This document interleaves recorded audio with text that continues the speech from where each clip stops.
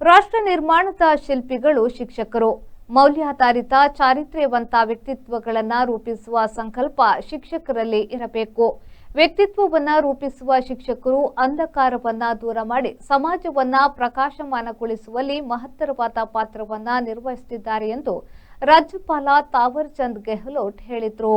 ಅವರು ಕರ್ನಾಟಕ ರಾಜ್ಯ ಮಹಾವಿದ್ಯಾಲಯ ಶಿಕ್ಷಕ ಹಾಗೂ ಮಂಗಳೂರು ವಿಭಾಗದ ವತಿಯಿಂದ ವಿದ್ಯಾಗಿರಿಯ ವಿಎಸ್ ಆಚಾರ್ಯ ಸಭಾಂಗಣದಲ್ಲಿ ನಡೆದ 2025ನೇ ಸಾಲಿನ ಅಧ್ಯಾಪಕ ಭೂಷಣ ಪ್ರಶಸ್ತಿ ಪ್ರದಾನ ಕಾರ್ಯಕ್ರಮದಲ್ಲಿ ಪ್ರಶಸ್ತಿ ಪ್ರದಾನ ಮಾಡಿ ಮಾತನಾಡಿದರು. उस प्रेरणा को स्थापित कर रहा है जो शिक्षा को कर्म से जोड़ती है. शिक्षक समाज में वह स्तंभ है जो ज्ञान, संस्कार और नैतिक मूल्यों का निर्माण करते हैं.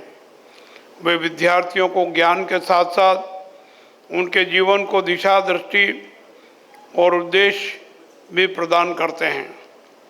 जिस प्रकार दीपक स्वयं जलकर अंधकार को दूर करता है, उसी प्रकार शिक्षक भी ज्ञान, मूल्य और विचारों का प्रकाश फैलाकर समाज को प्रकाशित करते हैं.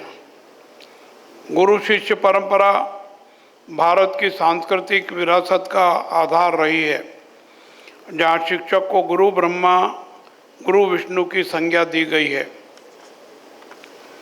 चाणक्य जैसे आचार्य हो या सर्वपल्ली राधाकृष्णन जैसे आधुनिक शिक्षाविद, इन सभी ने यह सिद्ध किया है कि शिक्षक ज्ञान देने के साथ साथ समाज के निर्माता भी है.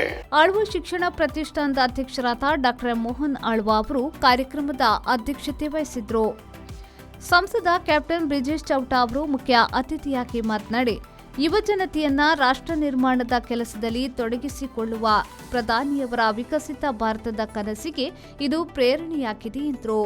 ಒಂದು ವಿಕಸಿತ ಭಾರತವನ್ನು ನಿರ್ಮಾಣ ಮಾಡುವಂಥ ಪ್ರಧಾನಮಂತ್ರಿ ಅವರ ಕನಸೇನಿದೆಯಾ, ಮುಂದಿನ 25 ವರ್ಷಗಳ ಕಾಲ ಅದು ಭಾರತದ ಅಮೃತ ಕಾಲ, ಭಾರತದ ಯುವ ಸಮೂಹವನ್ನು ಈ ರಾಷ್ಟ್ರ ನಿರ್ಮಾಣದಲ್ಲಿ ಜೋಡಿಸಿಕೊಳ್ಬೇಕು ಅನ್ನುವಂಥ ಒಂದು ದೊಡ್ಡ ಕೆಲಸವನ್ನು ಮಾಡಲಿಕ್ಕೆ ಹೊರಟಿರುವಂಥ ಪ್ರಧಾನಮಂತ್ರಿ ಅವರ ಕನಸನ್ನು ನನಸು ಮಾಡಲಿಕ್ಕೆ ಇಲ್ಲಿ ಶಿಕ್ಷಕರೆಲ್ಲರೂ ಪ್ರಾಯಶಃ ಡಾಕ್ಟರ್ ಎಚ್.ಎಸ್. ಬಲ್ಲಾಳರು ಮತ್ತು ಡಾಕ್ಟರ್ ಅನಂತ ಕೃಷ್ಣ ಭಟ್ ಅವರ ಜೀವನದಿಂದ ಪ್ರೇರಣೆ ಪಡೆದು ಆ ರೀತಿಯಾದಂಥ ಒಂದು ಸಮಾಜವನ್ನು ನಿರ್ಮಾಣ ಮಾಡುವುದರಲ್ಲಿ ನಮ್ಮ ಯುವ ಸಮೂಹವನ್ನು ಕಟ್ಟುವಲ್ಲಿ ಅತ್ಯಂತ ಪ್ರೇರಣೆಯನ್ನು ಖಂಡಿತವಾಗಿಯೂ ಈ ಕಾರ್ಯಕ್ರಮದಿಂದ ಪಡಿತಾರೆ ಅನ್ನುವಂಥ ವಿಶ್ವಾಸವನ್ನು ನಾನಂತೂ ಪಡಿತಾ ಇದ್ದೇನೆ.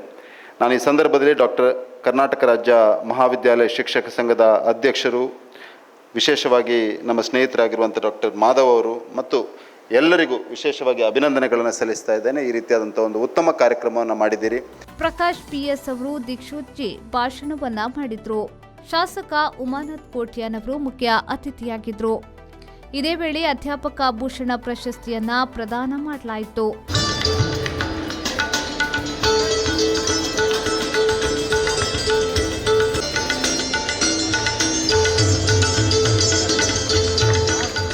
(2025ನೇ ಸಾಲಿನಲ್ಲಿ PhD ಪದವಿ ಪಡೆದ 13 ಮಂದಿ ಸಂಶೋಧನಾ ವಿದ್ಯಾರ್ಥಿಗಳನ್ನು ಸನ್ಮಾನಿಸಲಾಯಿತು.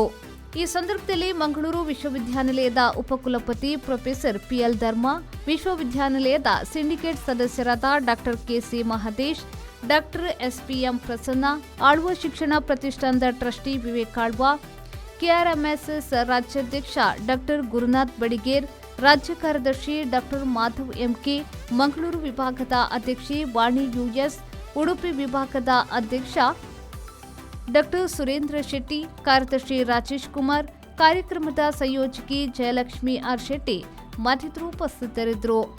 Premashree, V4 news, Moodbidri.